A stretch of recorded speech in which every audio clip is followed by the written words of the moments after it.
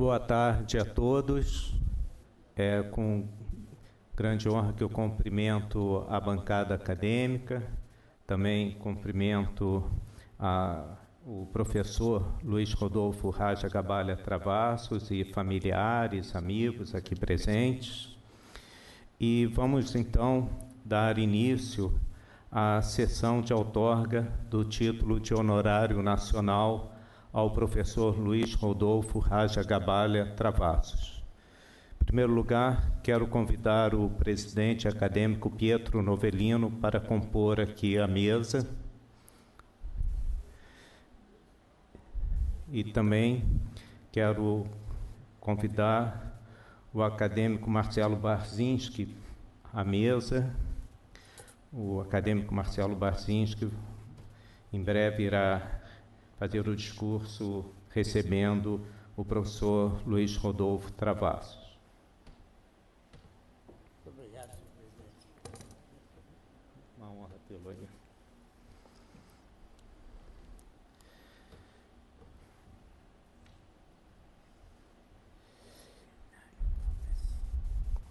Quero convidar também o segundo secretário, acadêmico Walter Zin, para compor a mesa.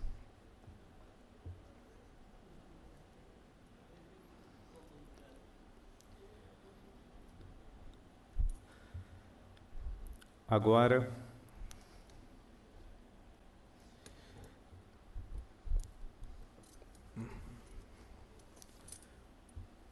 convido o professor Luiz Rodolfo Raja Gabalha Travassos para se dirigir à mesa a fim de receber a medalha e o diploma.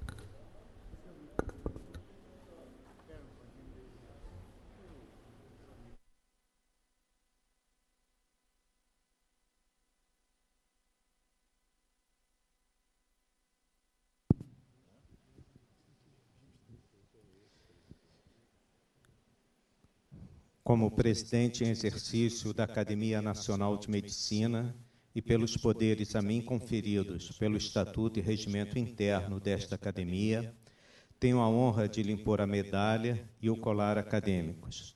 Seja bem-vindo, honorário nacional Luiz Rodolfo Travassos.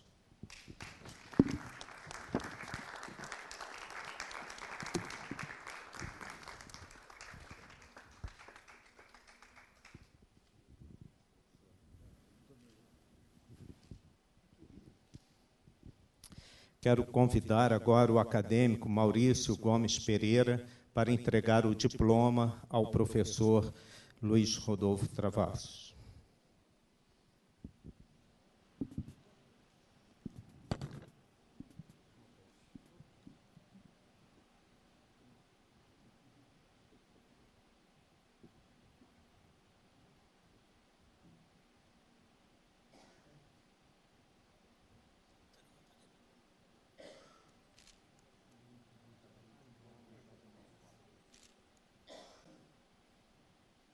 Dobra outra parte, dobra.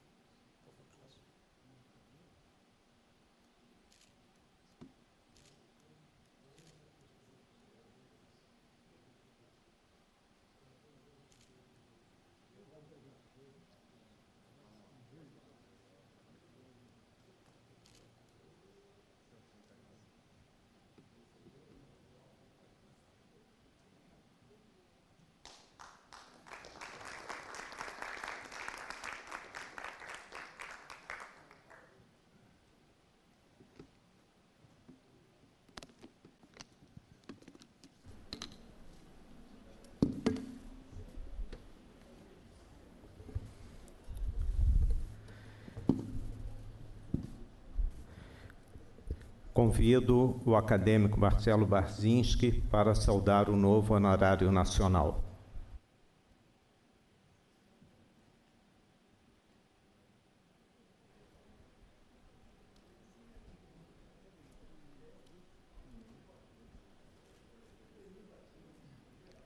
Excelentíssimo senhor presidente em exercício da Academia Nacional de Medicina, Antônio Egídio Nardi, demais membros da mesa, colegas acadêmicos, a família do professor Travassos e seus amigos, saúdo a todos e agradeço pela presença.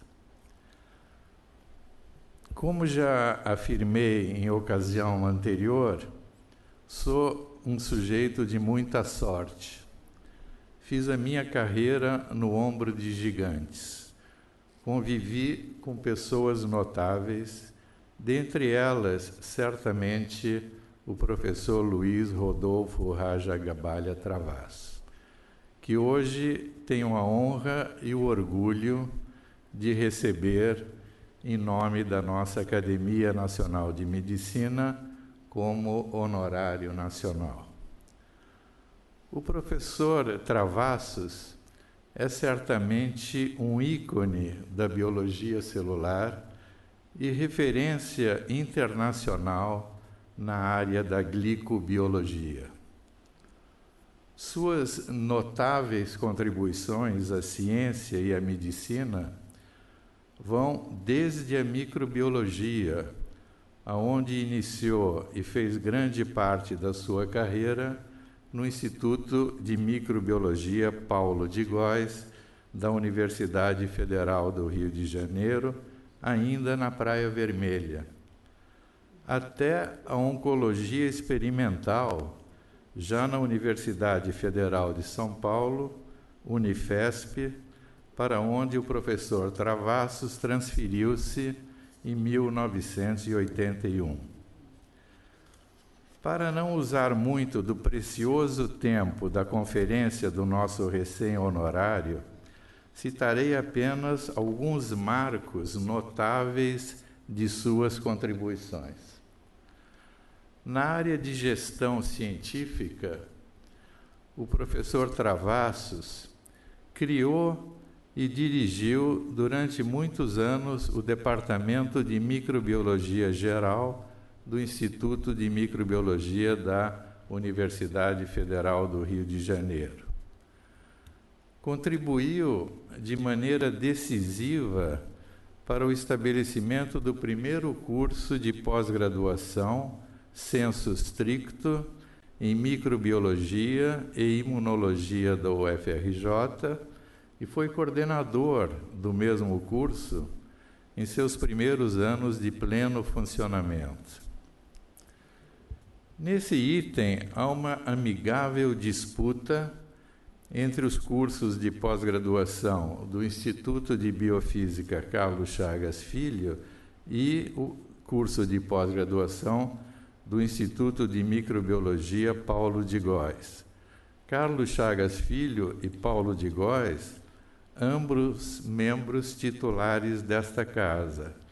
E a disputa é de qual teria sido a primeira tese oficialmente homologada em um curso de pós-graduação sensu stricto na Universidade Federal do Rio de Janeiro. Essa saudável polêmica se dá na medida em que ambos os cursos do Instituto de Biofísica e do Instituto de Microbiologia foram criados em anos próximos da década de 60. Já em São Paulo, na Escola Paulista de Medicina, a atual Unifesp, o professor Travassos criou a disciplina de micologia, que deu origem à disciplina de biologia celular, aumentando em muito o seu espectro de atuação. Coordenou por 8 anos o curso de pós-graduação em microbiologia e imunologia dessa escola médica. Recentemente, criou o Centro de Terapia Gênica, o Sintergem, no âmbito da Escola Paulista de Medicina e que é hoje o Centro de Terapia Celular e Molecular dessa mesma escola. Em âmbito nacional, foi diretor durante 6 anos da área de Biologia e Ciências Médicas do Conselho Nacional de Pesquisas, o CNPq. Nessa condição, aprovou a criação dos Centros de Excelência em todo o país, assim como a instalação de cursos de pós-graduação nesses mesmos Centros de Excelência. Foi coordenador da área de Microbiologia, Imunologia e Parasitologia da CAPES durante 6 anos. Foi um dos organizadores das reuniões anuais em doença de Chagas em Caxambu. Essas reuniões tornaram-se um marco na pesquisa multidisciplinar em doenças parasitárias no país. Muitos jovens pesquisadores migraram os seus esforços de pesquisa para a parasitologia após participarem em uma dessas reuniões. Para se ter uma ideia da sua perenidade, em novembro do corrente ano, acontecerá a 46ª edição dessa reunião anual, com 46 anos de vida dessa reunião anual. Foi editor da revista Ciência e Cultura, da Sociedade Brasileira para o Progresso da Ciência, por 10 anos.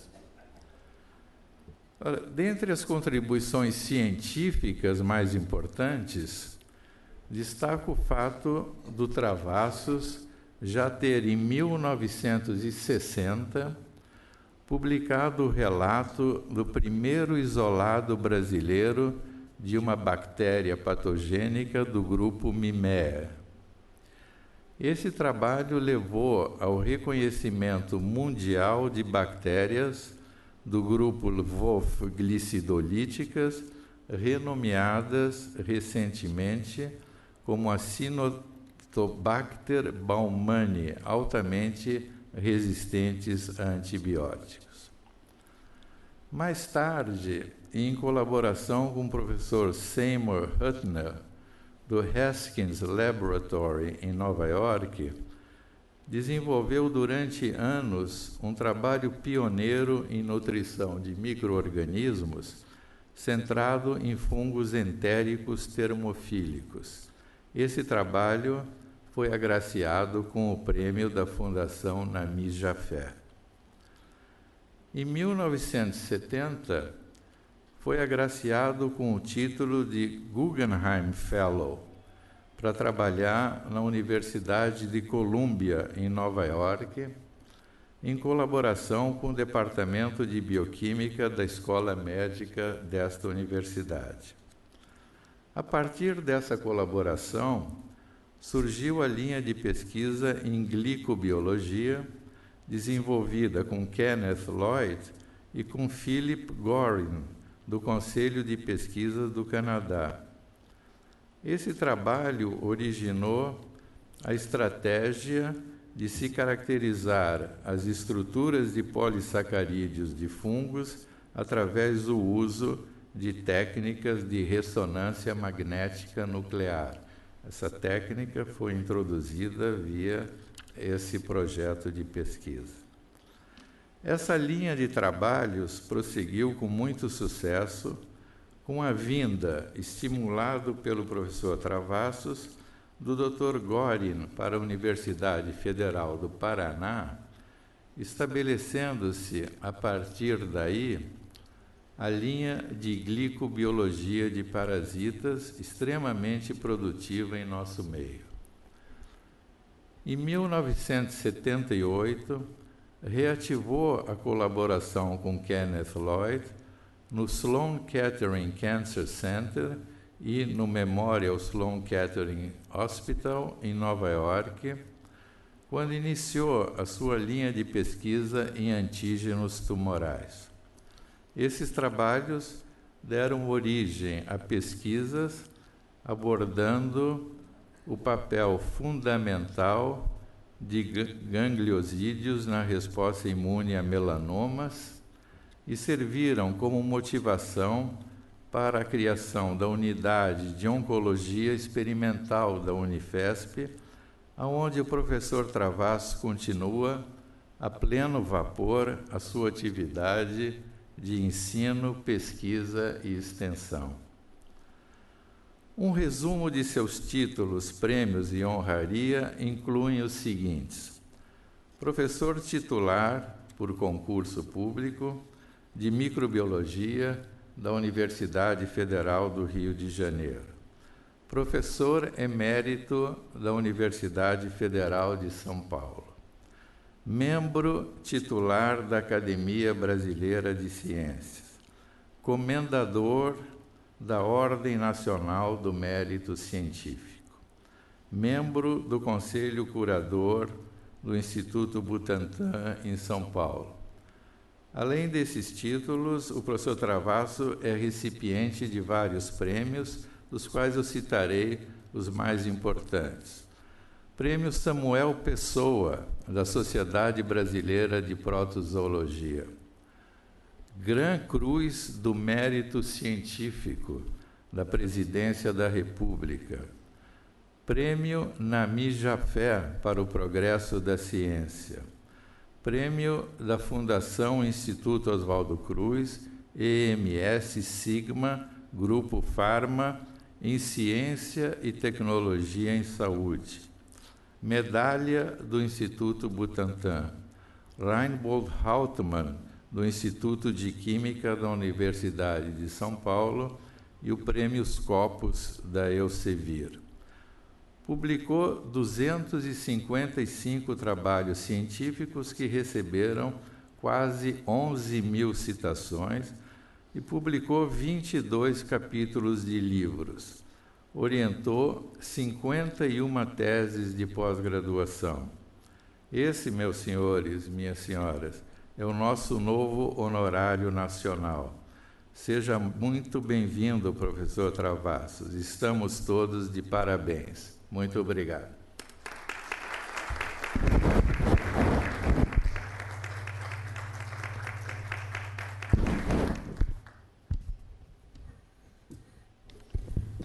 Agradeço a saudação ao novo honorário do acadêmico Marcelo Barzinski e agora dou a palavra ao professor Travassos para pronunciar seu discurso de agradecimento e sua palestra Atividade Antimetastática de Moléculas Bioativas.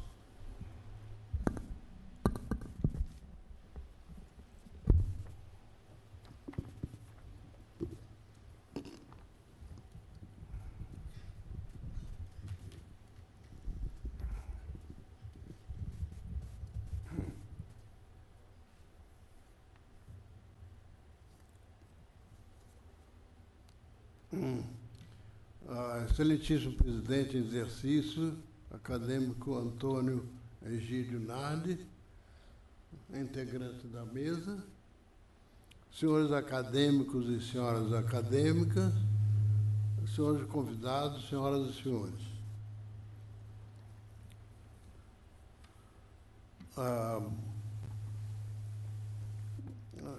Na verdade, eu preparei um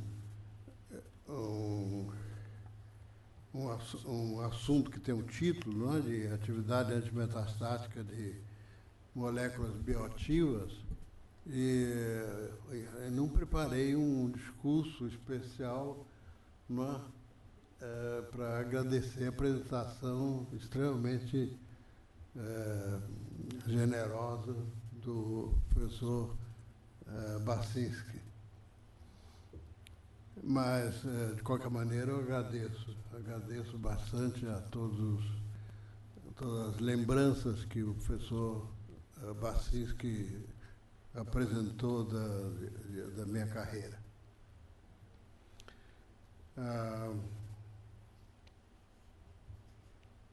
Eu agradeço à Academia Nacional de Medicina pela aceitação do meu nome.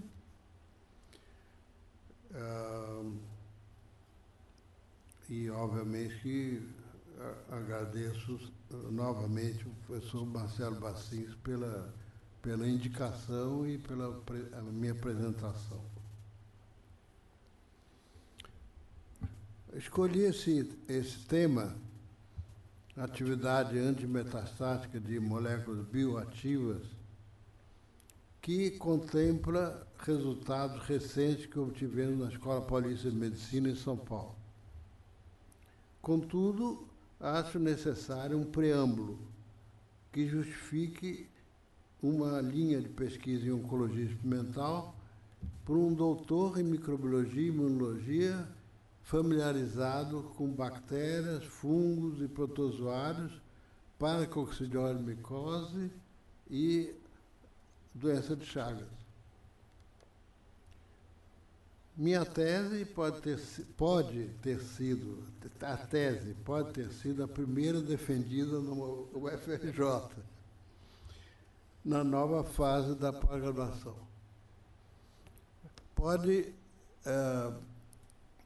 O meu diploma, né, de doutor não ter sido o primeiro, por uma circunstância quase ridícula, não é? A circunstância é que, como o curso era muito novo, não é? Esqueceram de mencionar uma das exigências, que era um exame de conhecimentos gerais. Então, pelo fato desse exame de conhecimentos gerais não estava previsto lá na listagem, então eu defendi a tese e fiquei dependente dessa nota, não é? do curso de conhecimentos gerais, que foi feito algum tempo depois, né? Então, aí já tinha perdido a prioridade de ser o primeiro doutor a se formar na nova pós-graduação. Mas a primeira tese foi minha. O primeiro foi da biofísica. Pode ser. Pode ser. O primeiro regular, não é? Até o fim. Né? Como era de esperar, para um trabalho de início nos anos 60, que foram a data da minha tese de doutorado, a tese falava de câncer, mas exibia resultados com uma levedura termófila chamada Candida slough, saprófita obrigatória de animais de sangue quente, e sua resposta antimetabólica a moléculas testadas em meios sintéticos. Convidava o leitor a acreditar que respostas biológicas em células eucarióticas de ecologia restrita podiam servir de modelo para células cancerosas de mamíferos. Numa época em que não havia disponíveis várias linhagens de células tumorais, além das células HeLa, estabelecidas em 1951, associações estranhas foram propostas, inspiradas principalmente nos trabalhos de argumentação de Seymour Huttner, meu segundo pai científico, do Haskell Laboratory de Nova York, desde que o primeiro biológico foi um mestre na bacteriologia e virologia, igualmente formado na Faculdade Nacional de Medicina. Huttner tinha certeza de que, estudando leveduras, protozoários e algas, e suas exigências nutricionais e respostas a inibidores, resultados dignos de uma poderosa serendipity seriam obtidos traduzindo-se em modelos de respostas similares em uma célula tumoral. Descobriu, por exemplo, que Euglena gracilis, uma alga unicelular, exigia vitamina B12, sem a qual tinha o volume aumentado e a divisão estimulada. Que o protozoário Ochromonas malhamensis, para crescer acima de 35 graus, exigia mais vitamina B12 ou ácido fólico, etiamina, além de magnésio, ferro, zinco e manganês, e alguns aminoácidos específicos. A relevância desses resultados, em analogia à febre em vertebrados, função mitocondrial e reparo ao dano da radiação, foi bem discutida, imagino como. Meu primeiro doutor foi Isaac Reutemann, professor emérito da Universidade de Brasília. Usou em sua tese o mesmo modelo para determinar os fatores de temperatura da levedura entérica Candida strophi. Para crescer apenas 1 grau acima de 42 graus centígrados em meio sintético, colina e aminoácidos alifáticos, em especial leucina, eram exigidos, além de elementos traço como ferro, manganês e vanádio. Para a época, 1969, esse trabalho foi muito elogiado pela sua originalidade. Fez parte de uma revisão ao Annual Review of Microbiology que publicamos em 1971. Mas eu procurava uma relação mais próxima com o estudo do câncer.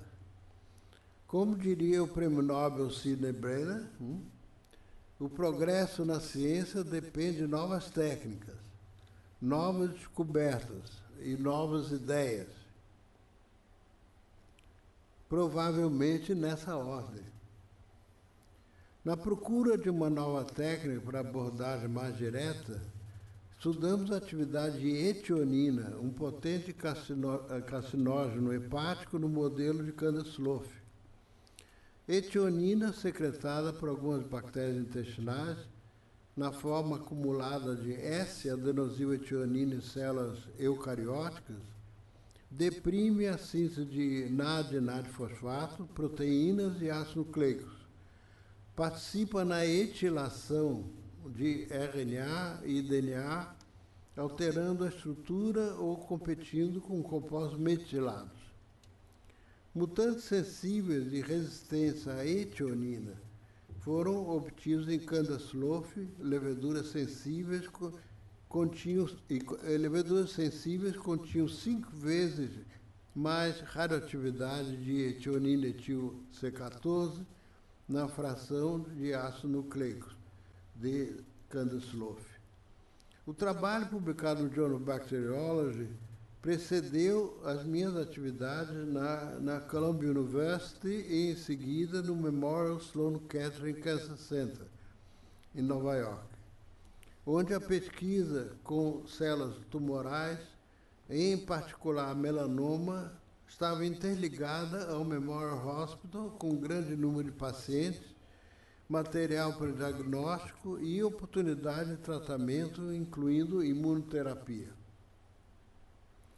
Lloyd J. Old, considerado o pai da imunologia de tumores, dirigia seu grupo visando identificar antígenos específicos de células cancerosas através de imunoprecipitações com soro de pacientes delisados de células tumorais do próprio paciente, marcadas radioativamente para antígenos de superfície. A tendência do meu trabalho, enfim, depois de 2 anos de trabalho, foi a de que a maioria dos pacientes expressavam antígenos próprios, principalmente neoantígenos proteicos, de tal forma que vacinas individuais pareciam mais efetivas do que outras com antígenos comuns ao melanoma, com exceção, talvez, de antígenos testes, NY-ISO-1 e IMAGE.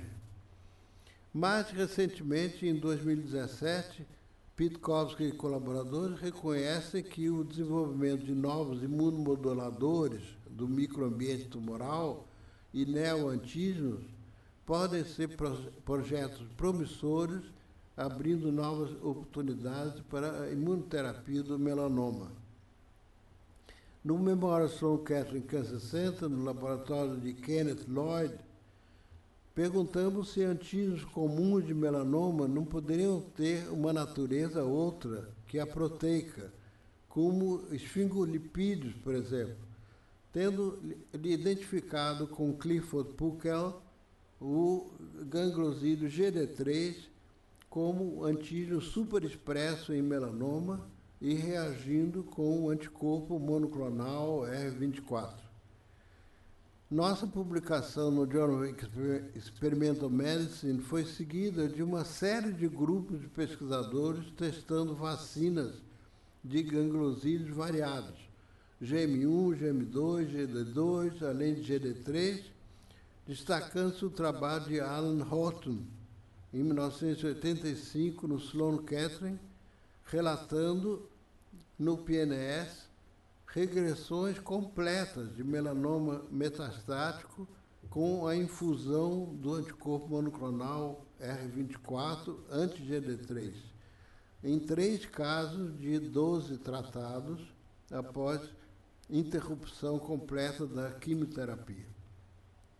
Dificuldades na relação de dose e resposta de R24 foram influenciadas pela intensidade e heterogeneidade na expressão de GD3, acessibilidade ao tumor e fatores como complemento, histamina e células inflamatórias. Na Escola Paulista de Medicina, fui procurado pelo professor Luciano Polonelli, da Universidade de Parma, Itália, para um trabalho em colaboração envolvendo efeitos biológicos de sequências internas de imunoglobulinas que apresentavam atividade anti-infecciosa contra bactérias, fungos, vírus e até protozoários. Escolhemos como alvos CDRs, regiões determinantes de complementaridade, de anticorpos monoclonais, como sequências lineares definidas de anticorpos, sendo a atividade do meu laboratório escolhida para investigar efeitos antitumorais e imunomodulatórios de pesquisa de peptídeos sintéticos com sequências idênticas aos IgCDRs. Escolhi como modelo de célula tumoral o melanoma murino, B16F10, obtido por Isaiah Fiedler, singeneico ao camundongo C57BL6, a próximo H2B,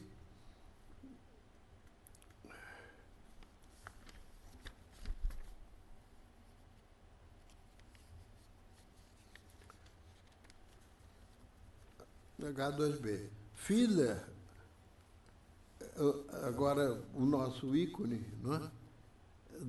de nosso laboratório, nativo de Jerusalém, queria ser um cirurgião. Contudo, na época, havia um excesso de advogados e médicos em Israel, e a nação enfatizava a volta à terra, pregando a necessidade de agricultores. Ele retrucou dizendo que se não podia ser um cirurgião humano, seria um veterinário. Obteve o grau de médico veterinário, mas em Oklahoma, nos Estados Unidos.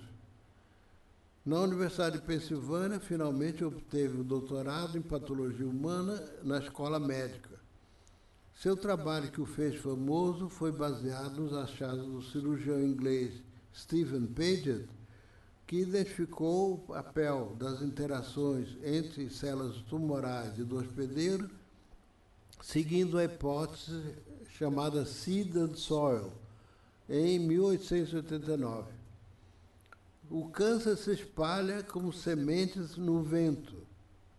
Nem todas as sementes germinam e nem todas as células cancerosas metastatizam.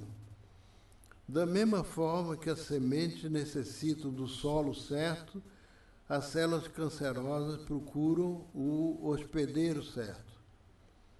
Um tumor pode mudar o seu microambiente e o microambiente pode afetar como um tumor cresce e se espalha. Em 1983, Fiedler se instalou no MD Anderson Cancer Center, no Texas, vindo do National Cancer Institute. A linhagem B16F10 tem F de Fiedler e 10, para indicar o número de passagens num camundongo singeneico envolvendo células tumorais recuperadas de metástases pulmonares e, portanto, fortemente adaptadas a esse microambiente. Lembrando Sidney Brenner, tínhamos então a nossa equivalente de Caenorhabditis elegans. Escolhendo a linhagem celular certa, no caso de Brenner, o animal certo, para trabalhar em biologia era importante para indagar as perguntas certas. Sem dúvida, disse Brenner, ao receber o prêmio Nobel, junto com 2 outros cientistas, o 4º vencedor do prêmio nesse ano é a minhoca C. elegans. Ela merece toda a honra, mas, é claro, não poderá receber o pagamento do prêmio. Com a B16F10, agora NEX2, porque era uma sublinhagem do nosso laboratório, abreviado UNONEX, ou Unidade de Oncologia Experimental, estudamos a atividade de vários CDR-peptídeos de anticorpos monoclonais, independentemente de suas especificidades no modelo de melanoma metastático. De 6 CDRs para cada anticorpo, cadeia leve e pesada, 1 a 2 CDR-peptídeos mostraram atividade biológica, no nosso caso, antitumoral. Isso revelou possibilidades inesgotáveis das imunoglobulinas como fontes de peptídeos biologicamente ativos, utilizando como alvos diferentes estruturas moleculares. Os CDR-peptídeos tinham de 12 a 17 a 18 aminoácidos, lineares ou cíclicos através de pontos de disulfeto e eram, na maioria, prontamente sintetizados em alto grau de pureza.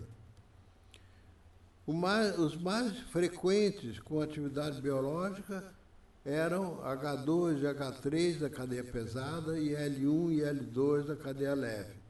Peptídeos H3 podiam apresentar a propriedade de microanticorpos, reconhecendo o antígeno principal e competindo com um anticorpo pela ligação ao seu antígeno.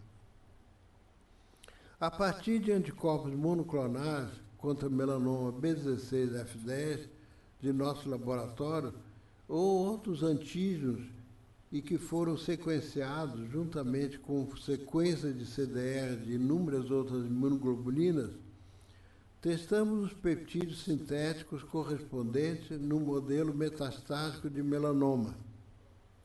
Ligantes desses peptídeos foram identificados nas células de melanoma in vitro como sendo protocaderinas, histona 1, actina G e F, alfa-tubulina com despolimerização de microtúbulos, HSP90, peroxirredoxina e uma proteína G de adesão. Os efeitos foram inibição de migração, invasão, aderência, angiogênese, crescimento, sinalização celular, apoptose, necrose e autofagia. De modo surpreendente, nas doses utilizadas, a atividade antimetastática dos CDR-peptídeos não dependia dos efeitos descritos in vitro, mas era dependente do sistema imune. Em animais imunodeficientes, peptídeos não apresentavam qualquer atividade contra as células tumorais em vivo. Efeitos antimelanoma metastático obtidos isoladamente com os peptídeos por injeções subcutâneas ou intraperitoneais eram reproduzidos com células dendríticas de medula estimuladas ex vivo com CDR peptídeos e primed com lisados tumorais. Vacinas com células dendríticas eram protetoras contra melanoma metastático em protocolos terapêuticos e imunoprofiláticos. No pulmão, com nódulos metastáticos, a infiltração com linfócito T, CD8, produtor de granzima B, era maior que TCD4, havia uma redução de linfócitos T reguladores, FOXP3, nos animais tratados com CDR peptídeos. Nos linfonodos cervicais e axilares desses animais, havia maior produção de interferon gama e redução significativa de TGF-beta. Esses resultados eram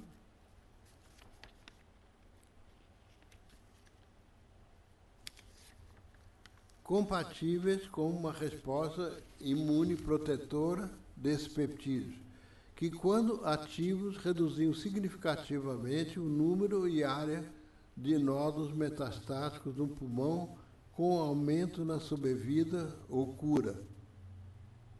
A atividade imunomoduladora dos CDR peptídeos, em particular de duas sequências estudadas simultaneamente em São Paulo e na Universidade de Liverpool, UK, por um aluno meu, foi caracterizada mostrando que ambos os peptídeos se ligavam a MIF, fator inibitório de macrófagos, e ao seu receptor CD74, ambos expressos em células de melanoma e em células do sistema imune.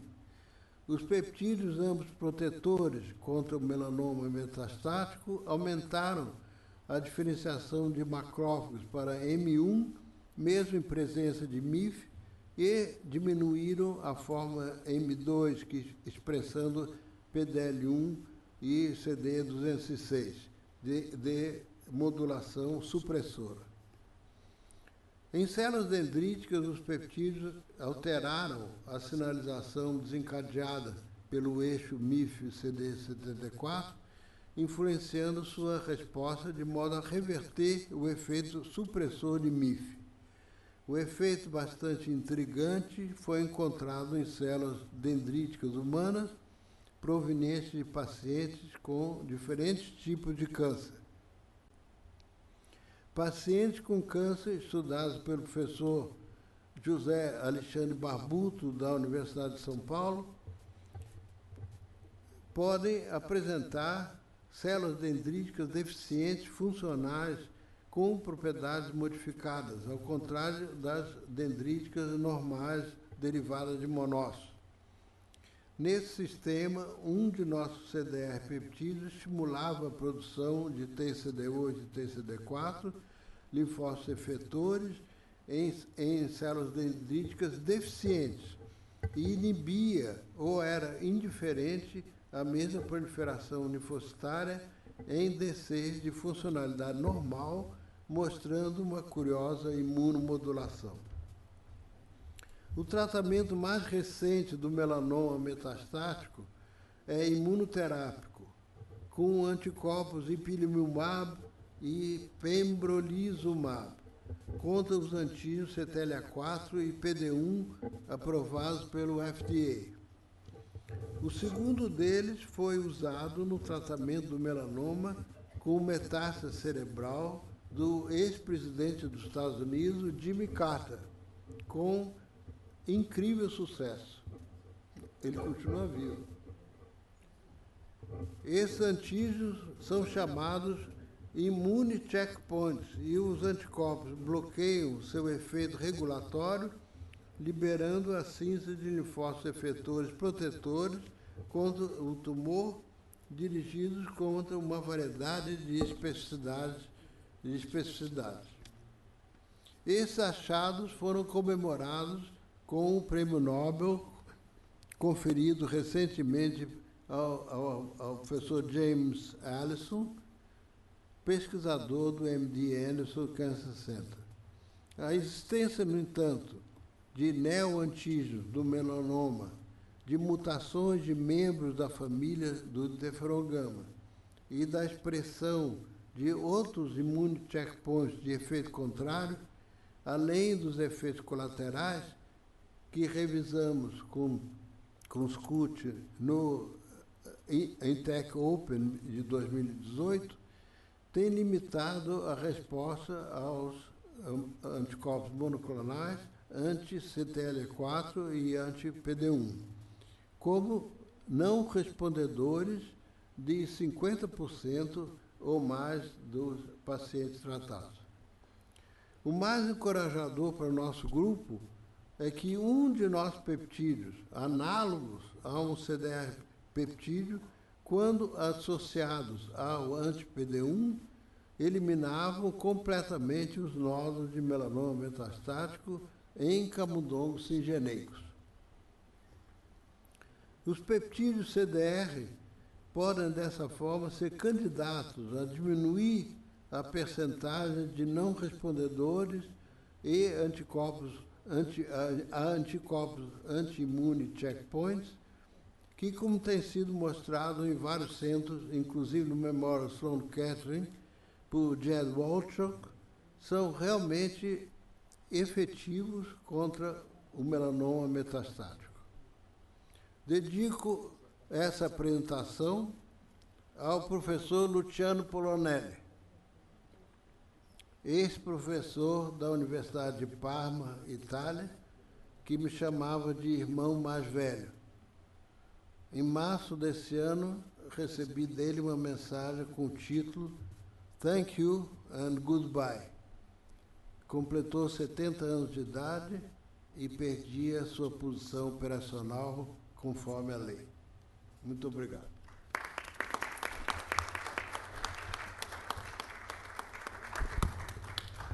Agradeço ao honorário Travassos a sua palestra, sua bela palestra, muito obrigado.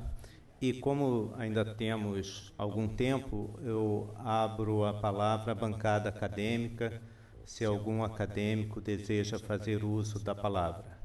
Acadêmico Rubens Belfort.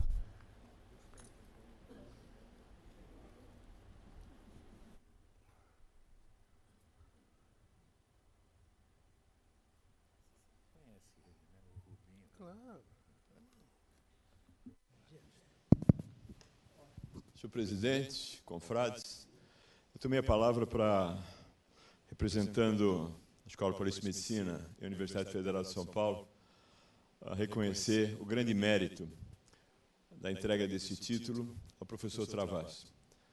Eu sou testemunha não apenas por frequentar a mesma instituição, mas também por ter tido a honra de ter desenvolvido um dos meus doutorados no seu departamento, da sua capacidade científica, da sua conceituação ética e profissional no mais alto nível, no seu papel extremamente importante para manter o nível da Escola Paulista de Medicina. Acho que a Academia Nacional de Medicina está de parabéns e o professor Travassos também de parabéns pela sessão de hoje. Muito obrigado.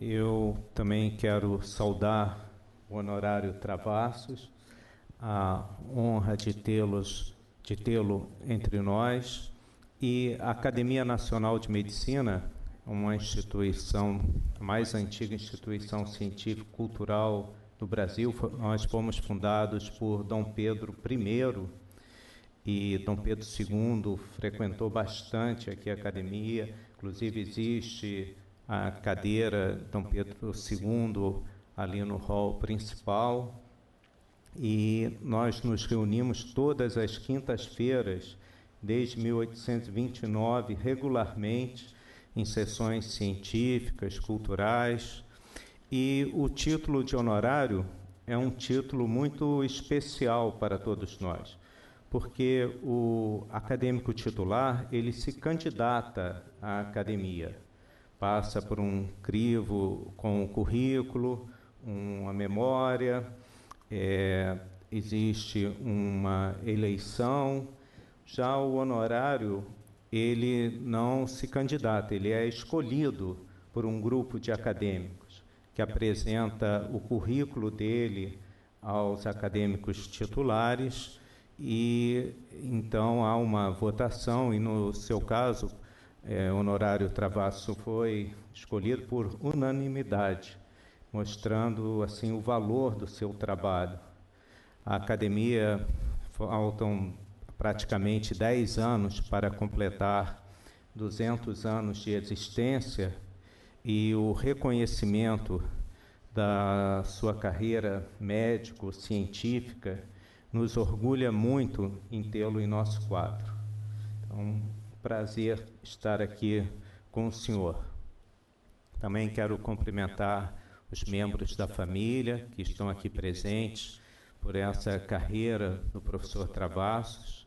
É realmente um país como o nosso, onde a ciência é assim, muitas vezes deixada de lado, é considerado algo secundário. No momento que nós atravessamos, é muito importante para todos o exemplo do professor Travassos, um exemplo de dedicação, seriedade, profissionalismo e grande produtividade científica. Então, ficamos muito felizes e muito honrados. Quero agradecer a presença dos acadêmicos, aos membros da mesa, aos senhores e senhoras convidados e à família em particular. E quero convidar a todos para o chá acadêmico aqui ao lado, onde vamos poder festejar esse título do professor Travassos. Muito obrigado a todos.